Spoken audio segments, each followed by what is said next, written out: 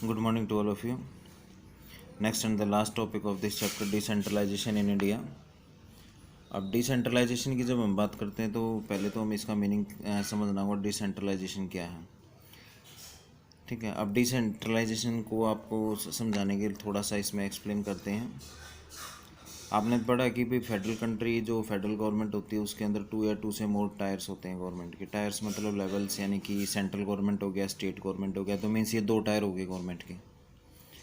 ठीक है, एक सेंट्रल गवर्नमेंट होगी, एक स्टेट गवर्नमेंट होगी। अब बेल्जियम के अंदर भी आपने ये देखा कि 2 टायर गवर्नमेंट है। सेंट्रल की अपनी पावर्स हैं, स्टेट्स की अपनी पावर है। स्टेट एज ए सबॉर्डिनेट काम नहीं करेगी सेंट्रल गवर्नमेंट की। ठीक है, लेकिन इंडिया में 2 टायर से इस तरह से काम नहीं चल सकता। क्यों नहीं चल सकता? कि मेन प्रॉब्लम कहाँ पर आएगी कि इंडिया का जो पॉपुलेशन है वो बहुत ज़्यादा है। ठीक है, बहुत बड़ा कंट्री है। अगर हम ज्योग्राफी के अंदर आपने पढ़ा था, इंडिया के अंदर डाइवर्सिटी बहुत ज़्यादा है। वेजिटेशन से रिलेटेड, रिलीजन से रिलेटेड, कास्ट से रिलेटेड, यानी कि पूरे वर्ल्ड के अंदर जितने रिलीजन मिलते हैं उतने सारे अकेले इंडिया के अंदर रिलीजन से रिलेटेड लोग यहाँ पर रहते हैं। डिफरेंट कास्ट से रहते हैं, डिफरेंट लैंग्वेजेस से रहते हैं।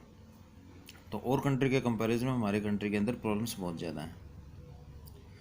अब हम इसके अंदर बात करें एरिया के अंदर, पॉपुलेशन के अंदर जब बात करते हैं तो Uttar Pradesh is bigger than Russia.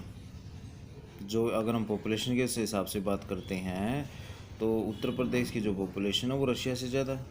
Maharashtra is about as big as Germany. तो इसलिए वो चीज़ सेम हमारे यहाँ नहीं हो सकती। अब इसके लिए क्या हुआ, फेडरल जो कंट्री था हमारे कंट्री में, इसके लिए क्या क्या 3rd टायर गवर्नमेंट और बनाने की नीड हुई। ठीक है, अब 3rd टायर गवर्नमेंट को नाम दिया गया लोकल गवर्नमेंट। तो अब इंडिया के अंदर 3 टायर गवर्नमेंट है, central government, state government and local government. अब स्टेट गवर्नमेंट को, सेंट्रल गवर्नमेंट को, स्टेट गवर्नमेंट की और लोकल गवर्नमेंट की में पावर को डिस्ट्रीब्यूट कर दिया गया। It's a decentralisation. क्लियर हुआ यहाँ पर decentralisation? When power is taken away from central state and given to local government, it's called a decentralisation. ये है आपका डिसेंट्रलाइजेशन। या जो गवर्नमेंट के डिफरेंट टायर्स हैं, 3 टायर्स हैं, उनमें पावर को डिस्ट्रीब्यूट कर दिया गया कि भाई आपकी ये पावर रहेगी, आपकी ये पावर रहेगी, तो उसे हम कहेंगे डिसेंट्रलाइजेशन। तो ये डिसेंट्रलाइजेशन किसके अंदर किया गया? इंडिया के अंदर किया गया। अब पावर को यहाँ पे डिस्ट्रीब्यूट क्यों किया गया? देखिए, जो हमारी लोकल गवर्नमेंट है, जो आपके पंचायत के इलेक्शन होते हैं, म्यूनिसिपलिटी के इलेक्शन होते हैं, ये लोकल गवर्नमेंट के अंदर आते हैं, 3rd टायर गवर्नमेंट के अंदर आते हैं। ठीक है, अब गांव के अंदर जो सरपंच के इलेक्शन होते हैं 3rd टायर गवर्नमेंट के अंदर आ रहे हैं। अब गांव के अंदर सरपंच का इलेक्शन किस लिए होता है? कि भाई गांव की लोकल प्रॉब्लम्स हैं, लोकल इश्यूज़ हैं, मैटर्स हैं, उनको सोल्व करने के लिए उसका एक हेड होना चाहिए। ऐसे ही फैमिली के अंदर देखते हैं, फैमिली का एक हेड होता है। अगर किसी में आपस में कोई प्रॉब्लम हो जाती है तो जो हेड है वो इंटरप्रेट करके उस प्रॉब्लम को सोल्व करवाता है, उसकी बात सभी मानते हैं। ऐसे गांव के अंदर सरपंच होता है। अगर कोई इशू क्रिएट हो जाता है तो सरपंच के सामने रखा जाता है और सरपंच उस मैटर को सोल्व करता है। ये नहीं कि डायरेक्ट वो उस डिस्ट्रिक्ट के डिप्टी कमिश्नर के पास पहुंच जाते हैं, या उस जिस स्टेट के हैं वो स्टेट के सीएम के पास पहुंच जाएंगे, या वो जिस कंट्री में रहते हैं उस कंट्री के पीएम के पास पहुंच जाएंगे। क्योंकि पीएम को नहीं मालूम कि वहाँ की लोकल प्रॉब्लम क्या है, लोकल मैटर क्या है, लोकल जो बातें हैं उसको सॉल्व सरपंच कर सकता है, उसको सॉल्व चीफ मिनिस्टर नहीं कर सकता है। क्योंकि लोकल एरिया का ही लोग लोकल एरिया को जानते हैं। तो इसलिए गवर्नमेंट को डिस्ट्रीब्यूट किया गया कि हमारी प्रॉब्लम्स क्या है। क्लियर? हमारी कॉन्स्टिट्यूंसी के अंदर आप देखते हैं टोटल मेंबर्स 543 लिए गए हैं। ठीक है, अब वो डिफरेंट एरिया से रिलेटेड हैं। अगर हम नॉर्थ ईस्टर्न स्टेट को छोड़ दें या किसी एरिया को छोड़ देते हैं और हम ये कहते हैं कि हरियाणा का जो एक मेंबर ऑफ पार्लियामेंट इलेक्ट हुआ वो क्या नाम है, लोकसभा के अंदर प्रॉब्लम्स को उठाएगा, नॉर्थ ईस्टर्न स्टेट्स की प्रॉब्लम को बोलेगा, उसके लिए पॉलिसीज़ बनाएगा। अरे भाई, जो हरियाणा का जो मेंबर ऑफ पार्लियामेंट बना उसे क्या मालूम नॉर्थ ईस्टर्न स्टेट्स के बारे में? उसने तो सिर्फ बुक्स के अंदर पढ़ा है। कि वहाँ की क्या प्रॉब्लम है, जैसा उसने पढ़ा है वैसा ही वो लोकसभा के अंदर बोलेगा और उसके लिए पॉलिसी बनाएगा।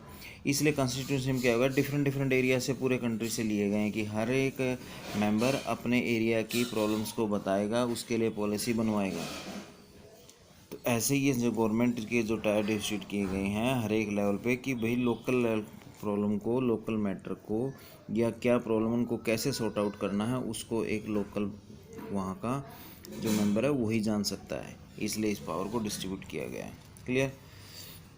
हम यहाँ पे बात करते हैं अब जो मेजर स्टेप्स टुवर्ड डिसेंट्रलाइजेशन, जो आपका 5 मार्क्स का क्वेश्चन भी बनेगा और ये पॉइंट्स इसके अंदर आएंगे, was taken in 1992, short question भी बन जाएगा। अब बड़े कुछ स्टेप्स लिए गए। First, it is constitutionally mandatory to hold regular election to local government bodies, कि जो लोकल गवर्नमेंट बॉडीज़ यानी कि जो आपके पंचायती इलेक्शन है, जो सरपंच के वाले इलेक्शन है, जो म्यूनिसिपलिटी इलेक्शन है, ये एवरी 5 ईयर्स के बाद रेगुलर होल्ड होनी चाहिए, रेगुलर कराए जाने चाहिए। जैसे आपके सेंट्रल और स्टेट के तो होते ही हैं, ये भी रेगुलर हेल्ड होने चाहिए। Second, seats are reserved in election bodies and executive head of this institution for the schedule caste, schedule tribes and other backward class. जिस तरह आपके सेंटर के अंदर, जिस तरह के आपके स्टेट इलेक्शन के अंदर सीट्स रिजर्व्ड हैं, जैसे आपकी लोकसभा के अंदर एससी की 79 सीट्स हैं, एसटी की 41 सीट्स हैं, इसी तरह से उस रेशो के कंपैरिजन में आपकी लोकल बॉडीज़ के अंदर भी सीट्स रिजर्व्ड होनी चाहिए, एससी और एसटी के लिए और अदर बैकवर्ड क्लास के लिए। At least 1/3 of all positions are reserve for women. जिस तरह आपकी सेंट्रल स्टेट के अंदर 1/3 रिजर्व्ड हैं पोजीशंस वुमेन के लिए, ऐसे इन इलेक्शंस के अंदर भी 1/3 सीट्स किसके लिए रिजर्व होनी चाहिए, वुमेन्स के लिए। An independent institution called the state election commission has been created. जिस तरह से आपका इलेक्शन कमीशन ऑफ इंडिया है जो पूरे कंट्री के अंदर और एक किसी पर्टिकुलर स्टेट के अंदर इलेक्शन होल्ड करवाता है, उसी तरह से आपका जो लोकल गवर्नमेंट बनाई जानी है तो उसके लिए हर एक स्टेट में के अंदर स्टेट इलेक्शन कमीशन बनाने की नीड है, ठीक है, जो पंचायत और म्यूनिसिपल इलेक्शन को होल्ड करवाएगा। Next point, other state government are required to share some powers and revenue with local government. जैसे सेंट्रल और स्टेट की, मैंने एक रेवेन्यू की बात आई थी, रेवेन्यू उनका अलग अलग है कि भाई आपके पास ये पैसा आएगा तो आपके पास जाएगा, ये टैक्स का पैसा आएगा तो सेंटर के पास जाएगा, इस टैक्स का पैसा स्टेट के पास जाएगा। ऐसे ही लोकल बॉडीज़ का भी रेवेन्यू क्या किया जाना, शेयर किया जाना चाहिए भाई, ये क्योंकि फंड उनके पास आएगा तभी तो वो अपने वहाँ के कुछ वर्क कर सकते हैं, ठीक है। अब एक गांव की गली को बनवाने के लिए सीएम नहीं आएगा, गांव की गली को बनाने के लिए पीएम नहीं आएगा, ठीक है, ना ही वो फंड देगा अपने उसमें से। तो वो चीज़ सरपंच को मालूम है, सरपंच करवाएगा, सरपंच के पास एक पर्टिकुलर रेवेन्यू स्टार्ट होना चाहिए, उसके पास एक फ़ंड आता है जिससे वो सारे काम करवाता है। तो ये पॉइंट्स आपका एक क्वेश्चन के अंदर आपने कन्वर्ट करना है और इस पूरे टॉपिक को आपने रीड करना है। चैप्टर आपका यहाँ आज कंप्लीट हो जाता है, कल आपके क्वेश्चन आंसर्स कराएंगे। Thank you.